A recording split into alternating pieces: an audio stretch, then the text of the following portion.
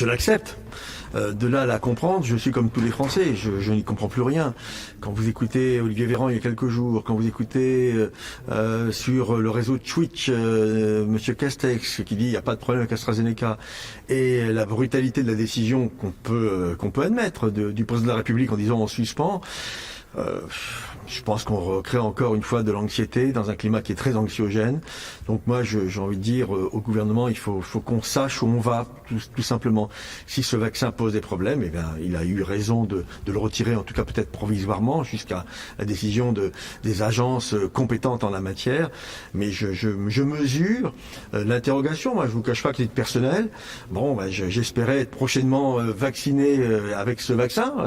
Même mon médecin m'a dit, écoute, si j'ai une dose, on va pouvoir te l'administrer, peut-être, dans des temps raisonnables. Donc là, aujourd'hui, personne ne comprend plus rien, et cette politique vaccinale devient un vrai problème aujourd'hui finalement de gestion au bout d'un an de la crise.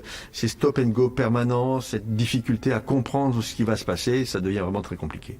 Qu'est-ce que vous auriez fait, vous, à la place du président Macron ou à la place du gouvernement là-dessus sur ce sujet ? Vous savez, le président est à la manœuvre aujourd'hui. À force de vouloir tout gérer seul dans son conseil de défense, dans une forme d'absence totale de transparence, on voit bien qu'il y a une difficulté qui est en train de se présenter à nous. Donc c'est Jupiter qui est un peu foudroyé, permettez-moi l'expression, par beaucoup d'hésitations, beaucoup de difficultés. C'est difficile, bien sûr que c'est difficile, bien sûr que c'est difficile partout ailleurs en Europe. On a le sentiment qu'en France, c'est encore plus compliqué qu'ailleurs. Donc moi j'ai envie de dire, parlons aux Français, et je crois sincèrement que le Parlement est un bon lieu pour faire passer des messages aux Français au travers des débats que nous souhaitons, au travers des informations que nous souhaitons avoir. Cette bunkérisation du pouvoir dans cette crise montre aujourd'hui ses limites manifestement.